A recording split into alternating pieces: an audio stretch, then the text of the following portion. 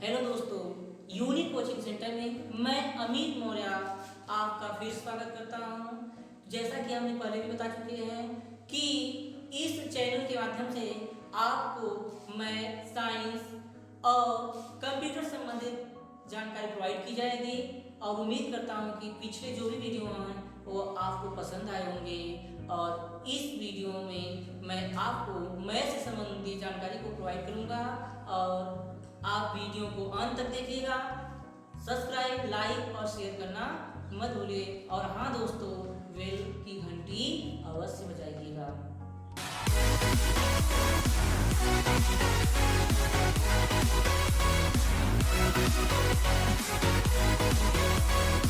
Hello दोस्तों, unique coaching centre में ये रेखागणित का पार्ट 2 है।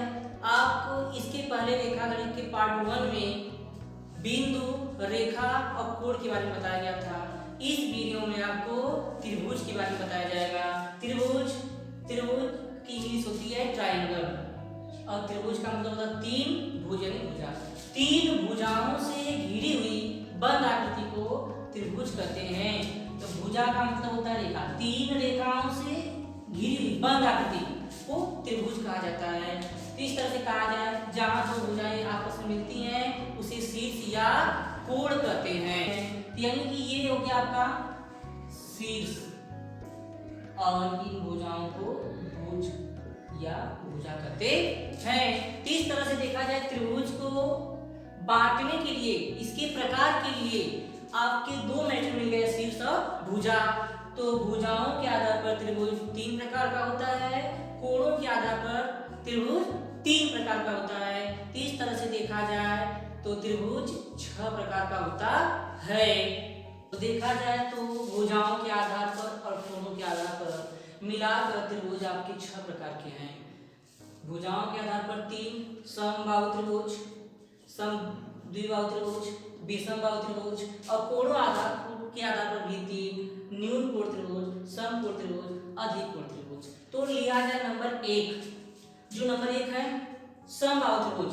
समबाहु त्रिभुज का मतलब होता है समान, अर्थात वह त्रिभुज जिसके तीनों भुजाएं क्या हो, बराबर हो या समान हो, उसे समबाहु त्रिभुज कहते हैं। जैसे देख सकते हैं यहाँ पर आपका है कोई त्रिभुज A B C. A B C त्रिभुज में तीनों भुजाएं आपकी बराबर होंगी, अर्थात ए बी भुजा बराबर बी सी भुजा बराबर सी ए, अर्थात इसकी तीनों भुजाएं बराबर है। फिर उसके बाद नंबर 2 है समद्विबाहु त्रिभुज। समद्वि, दो का मतलब होता है दो, सम मतलब समान, अर्थात वह त्रिभुज जिसकी दो भुजाएं समान हो या बराबर हो उसे समद्विबाहु त्रिभुज कर सकते हैं। जैसे देख सकते हैं यहाँ से इसमें ये त्रिभुज ए बी और ये सी है।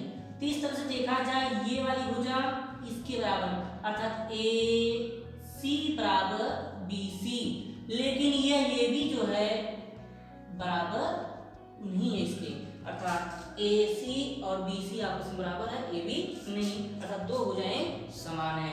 फिर नंबर 3 है आपका विषमबाहु त्रिभुज। विषम का मतलब होता है असमान, अर्थात बराबर नहीं। तो इस तरह से कह सकते हैं कि वह त्रिभुज जिसके तीनों भुजाएं बराबर न हो तो उसे विषमबाहु त्रिभुज कह सकते हैं। जैसे ये उठा लिया जाए आपका, इसमें देखते हैं कि ये बी सी कोई त्रिभुज है। तो इसमें ए बी सी त्रिभुज में आपका ए बी और बी सी और सी ए कोई भी बराबर नहीं है, अर्थात A B not equal to B C not equal to C A. ये आपका विषमबाहु त्रिभुज है। इस तरह से देखा जाए कोणों के आधार पर त्रिभुज जो है 3 प्रकार में। नंबर 1 है न्यून कोण। न्यून का मतलब होता है छोटा, न्यून का मतलब छोटा, अर्थात वह त्रिभुज जिसके प्रत्येक कोण न्यून कोण अर्थात 90 अंश से कम। वैसे देखा जाता है कि त्रिभुज के तीनों कोणों का योग 180 अंश होता है। तो इस तरह से देखा जाए कि वह त्रिभुज जिसके प्रत्येक कोणों का या प्रत्येक कोण कह सकते हैं 90 अंश से कम हो, अर्थात न्यून कोण, अर्थात उसे तक न्यून कोण त्रिभुज कहते हैं। तो इस तरह से देखा जाए कोई त्रिभुज ए बी सी है तो इसमें कर सकते हैं कोण ए इज लेस देन 90 डिग्री, अर्थात 90 अंश से कम। कोण बी छोटा है 90 अंश से, कोण सी छोटा है 90 अंश से। तो यहाँ देखा जा सकता है कि त्रिभुज एबीसी में तीनों कोण क्या है, 90 अंश से छोटे हैं, तो ये निम्न कोण त्रिभुज है। फिर उसके बाद है नंबर 5 समकोण त्रिभुज। समकोण का मतलब होता है 90 अंश, अर्थात कह सकते हैं कि वह त्रिभुज जिसका एक कोण 90 अंश का हो, अन्य कोण जो होंगे 90 अंश से कम, क्योंकि तीनों कोणों का योग 180 अंश होता है, इसलिए अकेले ये 90 है तो बाकी दो क्या होंगे 90 से कम होंगे। तो इस तरह से देखा जाए कि वह त्रिभुज जिसका ये कोण अर्थात ए बी सी, ये कोण कह सकते हैं कोण जो बी है वो 90 अंश के बराबर है, और कोण ए और सी अर्थात कोण ए छोटा है 90 अंश से, कोण सी छोटा है 90 अंश से। इस तरह से देखा जाए कि कोण एबीसी में, त्रिभुज एबीसी में क्या है, कोण भी 90 अंश है, अतः ये समकोण त्रिभुज है। और छठा नंबर है अधिक कोण त्रिभुज। अधिक कोण का मतलब होता है 90 से अधिक और 180 अंश से कम, अर्थात वह त्रिभुज जिसमें एक कोण 90 अंश से अधिक होता है और बाकी कोण 90 अंश से कम होते हैं, उसे अधिक कोण त्रिभुज कहते हैं। तो इस तरह से देखा जाए कोई त्रिभुज ए बी सी है तो कोण बी इज ग्रेटर है, कोण बी 90 अंश से अधिक है यानी बड़ा है, और अन्य दो कोण जो है 90 अंश से छोटे हैं। तो इस तरह से कहा जाए ये त्रिभुज एबीसी आपका अधिक कोण त्रिभुज है। तो ये तो आपके थे टाइप्स ऑफ ट्रायंगल अर्थात त्रिभुज के प्रकार। तो इस तरह से देखा जाए ये 6 प्रकार है और इनके आपके संरचनाएं जो है सामने प्रस्तुत की गई हैं। तो त्रिभुज से संबंधित कुछ और परिभाषाएं हैं, जैसे नाम लिया जाए नंबर 1 पे रखा जाए यदि किसी को, तो होता है आपका माध्यिका, उसे कहते हैं माध्यिका। यानी माध्यिका किसे कहा जाता है, माध्यिका का मतलब होता है मध्य बिंदु, अर्थात कह सकते हैं किसी त्रिभुज के शीर्ष द्वारा, किसी त्रिभुज के शीर्ष द्वारा सामने वाली भुजा को दो बराबर भागों में बांटने वाली रेखा को माध्यिका कहते हैं। ये त्रिभुज एबीसी है कोई, और इसमें मानते हैं ये एम पर, क्योंकि एम रेखा जो है माध्यिका है जो बीसी रेखा को दो बराबर भागों में बांट रही है। तो त्रिभुज में 3 शीर्ष होते हैं, अतः इनकी 3 माध्यिकाएं होती हैं। इस तरह से देखा जाए कि ये हो गया मान लेते हैं एम और ये हो गया ओ, एम